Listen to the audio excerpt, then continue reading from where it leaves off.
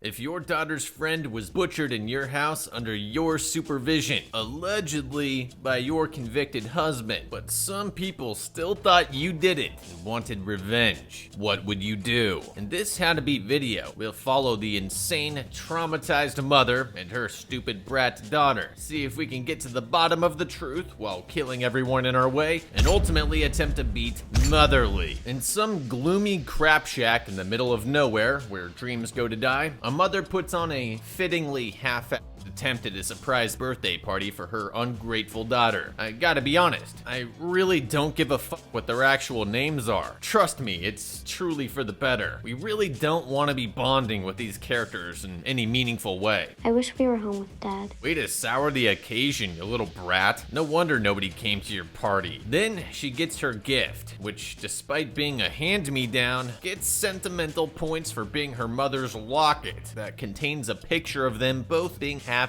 and loving. The daughter shuts that down too, saying she wanted an iPad, or to at least go outside and kick a ball around, to which the mom says no, and that she has schoolwork to finish. You might be wondering what any of this has to do with surviving, beating, strategy, overcoming villains. It has nothing to do with any of that. I just want to properly season these characters for you so that when they hopefully meet their gruesome demise, we can all feel warm and fuzzy inside. The mom doesn't even go kick ball around with her daughter on her birthday. No, instead, she has important work to do. Judging by the lack of a single character on that empty Word doc, I'm guessing alimony's paying the bills here. Through the dramatic writing of her new non-fiction thriller autobiography, we get a flashback to back when the neighbor girl came over to play hide and seek. Let's just say the neighbor girl chose a very good hiding spot. So good, in fact, she was never found again. Allegedly, her husband did the killing in his own house, which is suspiciously stupid. I say allegedly, because if he's already in jail, who the fuck is keeping him from being evicted? This broad is trying to get an advance payment for a book deal. You do the math on that one. The only talent this mom has is losing things. Nerds, I got something that might interest you. It's Raid Shadow Legends, the hit mobile hero collection RPG that puts console quality graphics in the palms of your hands. Join over 80 million players worldwide and collecting more than 800 unique champions. With billions of customization options and new champions added each month, there's endless ways to progress and partake in pulse-pounding PvE boss fights, all in a completely free-to-play package available on Android, iOS, and PC. This time around, Raid has invited me to objectify their champions through a rousing game of Kiss, Marry, Kill. Starting with the Kiss. Gonna have to go with the Venus, with the V, since that whole Victorian era vibe means she probably has significantly better hygiene than the rest of these barbarians.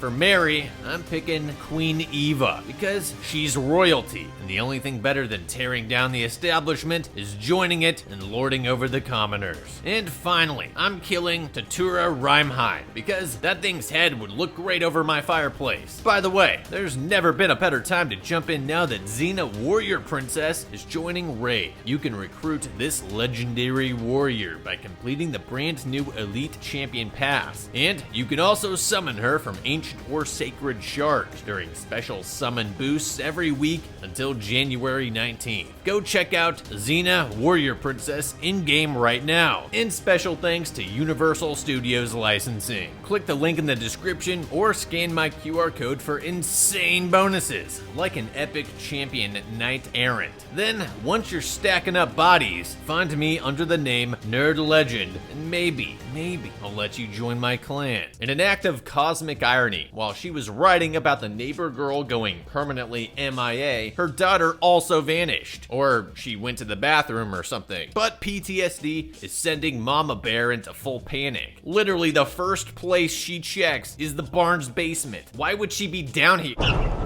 Jesus Christ. Okay, so your daughter is down here and she's a psycho. Really, there's two psychological paths a child will go down after witnessing something traumatic. One, they will become untrusting, fearful, timid, and reclusive. That's 4 adjectives that mean the same thing. 2, they will become sociopathic. You might think that seems like an awfully simplified diagnosis of a complex neuropsychological disorder, and it is. Your daughter knowingly just suckered you into playing the same hide-and-seek game that previously ended with you stumbling into her best friend's corpse, slaughtered by her father, aka your husband, allegedly. And she ends it by jump scaring you with a pitchfork. Your daughter, well, I think we can say she's not in group number 1. Too bad mom's too battered and spirit broken to put her daughter into a padded room. Maybe then, without a soccer ball hitting her window every 5 seconds, she could finally finish that book and cash out with an Oprah appearance. Or wait, did the mom really not tell her daughter any details of what happened? Oh, that is such a thing this woman would do. Nerds, if there's a piece of advice on Nerd Explains that you should really take to heart, it's instilling level 1 trauma into your children at an early childhood age. At minimum, don't lie about your husband murdering her BFF. She's just gonna be confused as fuck as to why you're a PTS-stricken bitch. Now, the matter of the door being open when they return. Well, pop quiz time. No cheating by replaying the video. Did the mom leave the door open when she left? A, she left it open. B, she fully closed it. C, you're mindlessly consuming content like a drone. You have no idea what's going on. D, my editor didn't include that clip initially, so there's no way you could possibly know. Let's review your answers. If you selected D, you're wrong. You think I didn't check that in my own video? If you selected A, you're also wrong, although it is something she would do. If you passively selected C, thanks for at least giving my video the ad revenue. If you selected B, congratulations for paying attention. Yes, she did fully close the door. For that reason, she needs to call the boys in blue for a thorough sweep. However, I do respect her decision to send her daughter in on point. Let the brat take the first hit so you can follow through with the kill shot. I mean, do you really want the little one as backup? I can't really tell if it's just her house being but it looks like the door frame, where the locking mechanisms are, is tattered. Dare I say, it looks like a sign of forced entry. Remember how I suspected that the mom didn't tell her daughter the truth about what happened? Well, further evidence is mom not telling daughter why they might be in danger. Good call. Wouldn't want her to be alarmed that a stranger might be in the house, which is as dangerous to the mom as it is to the daughter. Really? You can't piece together the front door being open and your mom grabbing a knife to search the house? That's my hiding spot. Anyone in there? Sneaking up on your jumpy, knife-wielding mom to make dumb comments. I don't think she's sociopathic anymore. I think she's just a sheltered moron. Where the mom really fucked up, besides not owning a firearm of any sort, is not keeping her daughter directly in front of her at all times while she searches the house. She's utterly useless sitting on the couch. Mom does a poor job of clearing like 2 rooms, then gets nagged out of the rest by her daughter. Nothing happens, mainly because the killer didn't want anything to happen. If he did, they'd be lying in pools of blood right now. I feel like I've properly demonstrated how irritating and incompetent mom and daughter are, so I think we can move on to the part where their lives are in jeopardy. Wait, one more. So this Hal guy shows up. He's their witness protection cop. Oh, that's who's paying the bills. The state. To keep her safe from her killer husband, allegedly, who's literally sitting inside a prison cell. Okay, you might be wondering why he wasn't there earlier, why mom didn't call him to search the house, or why he's not even aware that the ajar door incident even occurred. The answer. My job to look after you.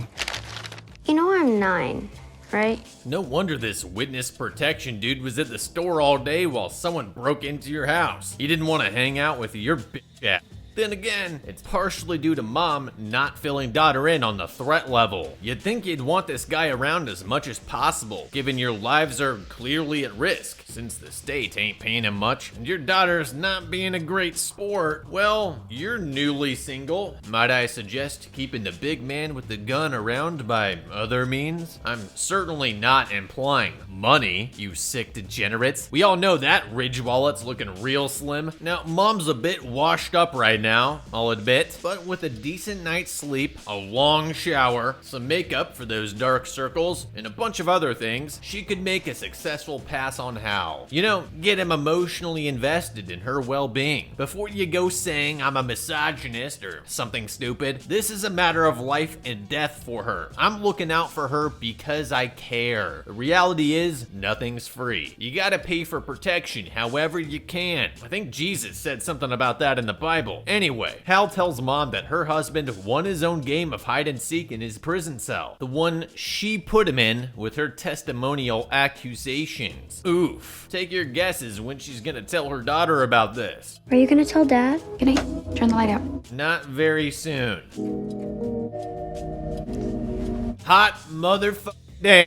I was dead on the money. The mom knew what she had to do and put in. I'd respect that move more if she hadn't put herself in this situation to begin with by falsely accusing her husband. Just kidding. I don't know shit about the court case or prior events. I'm just assuming that because I dislike her. As for Hal, you dog. Not to worry. Carol ain't finding out because that payment's not gonna show up on your bank statement. Oh, and that earlier comment Mom made about, oh no, my husband's dead, so the state won't fund my extramarital affair at this barn. Where am I to go now that my home my husband bought is being reclaimed by the bank because I'm too broke to pay the bills? Paraphrased. Not only was she paying for protection, if you know what I mean, she was outright gunning for Carol's position. Holy sh*, fellas. You gotta be careful out there because it is ice cold. I think we just found our villain. Luckily, Hal must have prepped with Carol prior to arriving, so he had the post-nut clarity of mind to reject this homewrecker before he too ended up in jail due to her psychotic fabrications, just when it looks like it can't get any worse for her. You know how crazy it is that the people close to Clark Kent or Spider-Boy or one of the million other soups never seem to notice how they always disappear at the exact same time when the superhero shows up? Hal seems to be having some awfully suspect timing and proximity. Two massive red flags. I mean, for all we know, this was the dude that fed the mom lies about her husband's involvement in the death of little neighbor girl number 1 in the form of falsified forensics. Put his ass in jail, became her personal witness protection to keep tabs on and fuck with her, murdered her husband in said jail, as they do, and now is continuing to torment her. As far as motivations go, I think we can cross off long con to get into her pants. That's more part of the journey rather than the destination. I think this Hal dude may be a Dexter type serial killer that enjoys deeply integrating himself into the target's life while systematically destroying it. Then again, that might just be my own paranoid projection. What do you guys think? Have I gone too far? While I've been concocting mad accusations, the mom is busy searching for her misplaced home defense kitchen knife.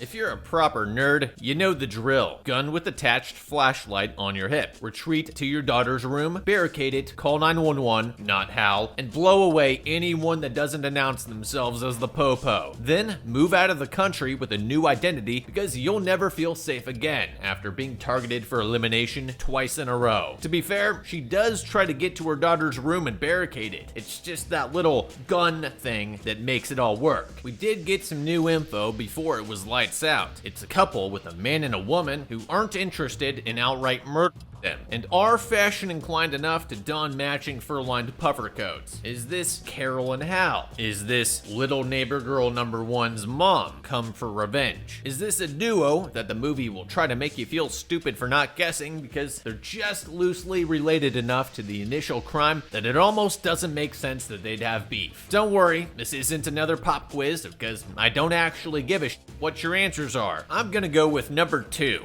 because I don't think Hal has it in him.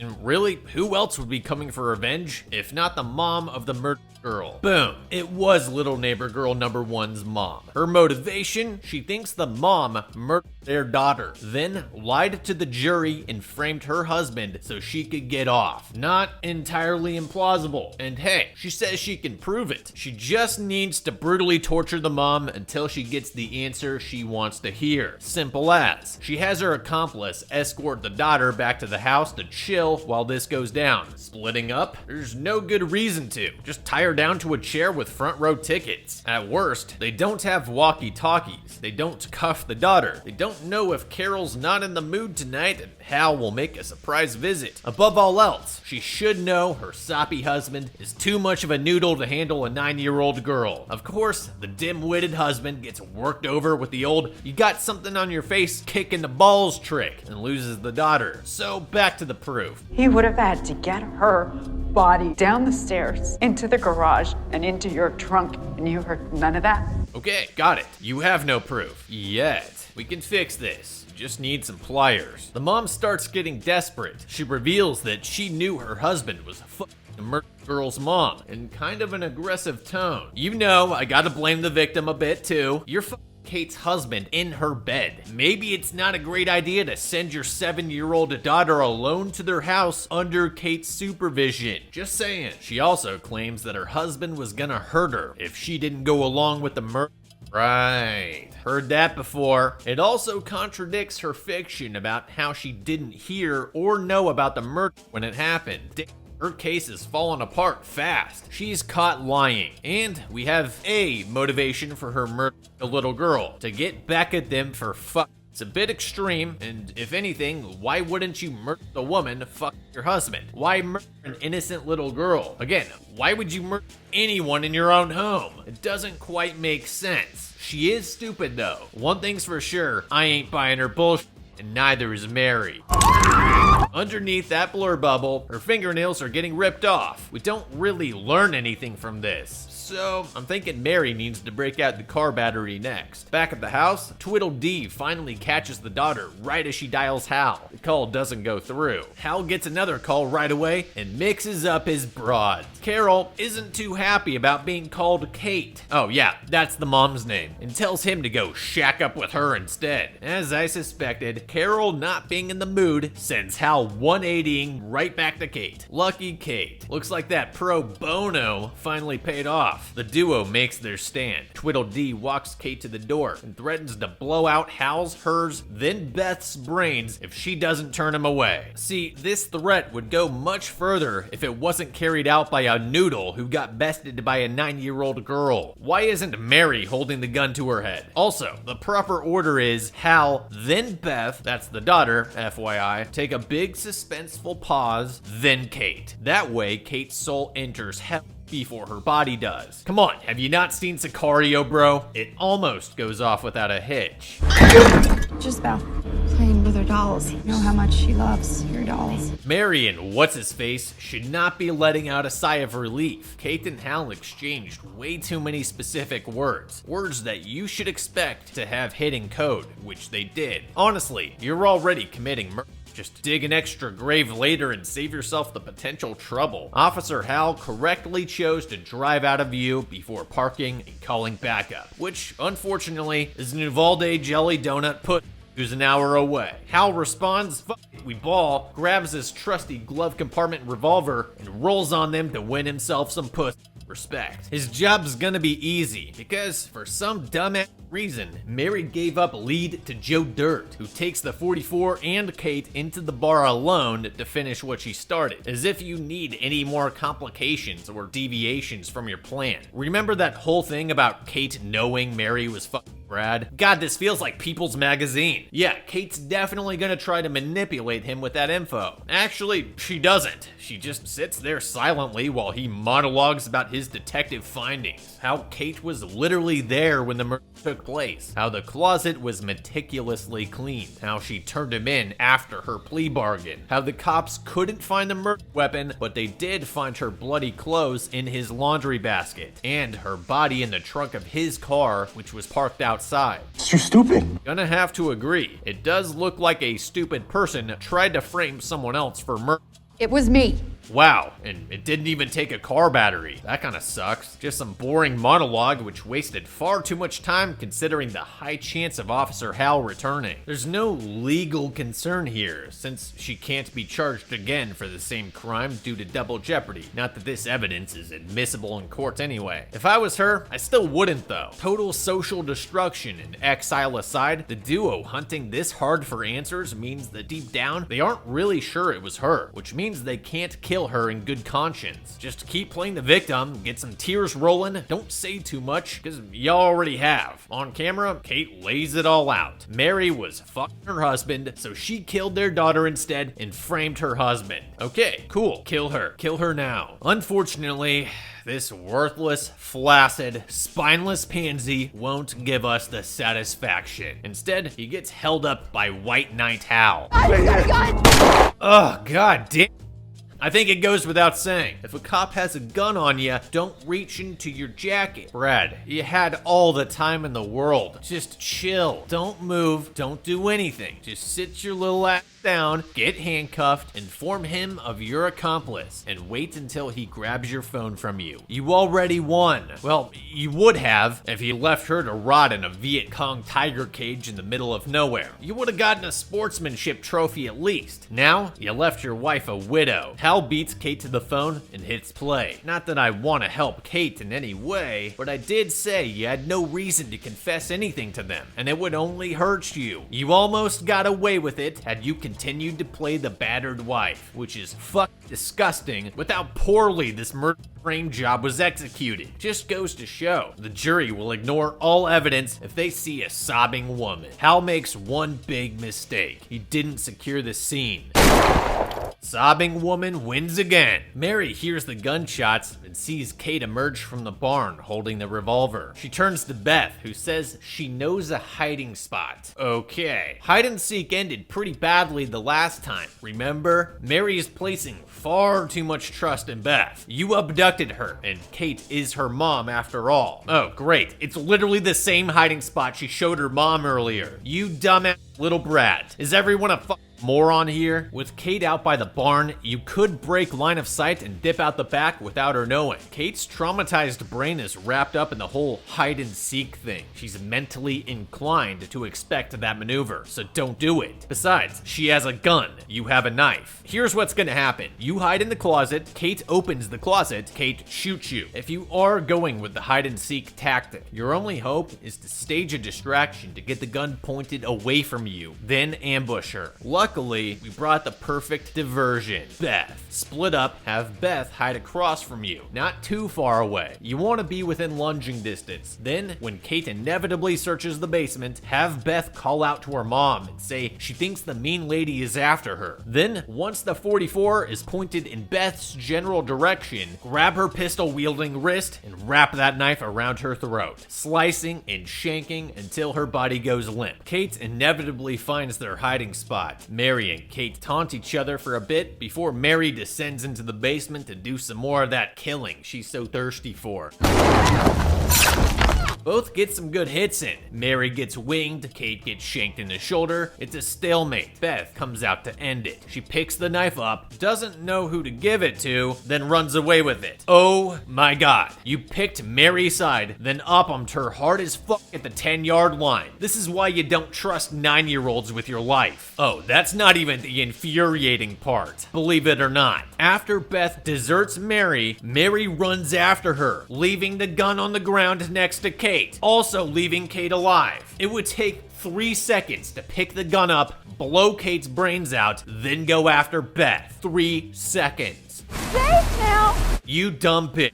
Honestly, can everyone just blow each other away in a Mexican standoff so I can end the torment of watching this movie?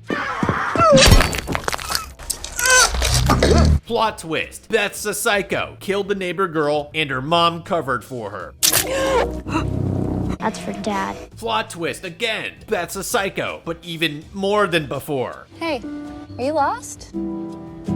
Little sobbing woman wins again. In conclusion, everyone sucks, everyone dies, and that's probably for the best. The only unfortunate thing to happen is that Beth survived. However, had Brad, that's Kate's husband, paid attention to his daughter more for the 7 years that she'd been alive, he might have noticed the red flags of severe sociopathy, skipped the whole family therapy garbage, and put her ass in a padded room, or at least heavily medicated her for the rest of her life. For that reason, I think Motherly was beaten. Moral of the story, shoot first, ask questions later. Don't forget to use my Raid Shadow Legends link in the description, or to scan my QR code to get insane bonuses for new players with an epic champion.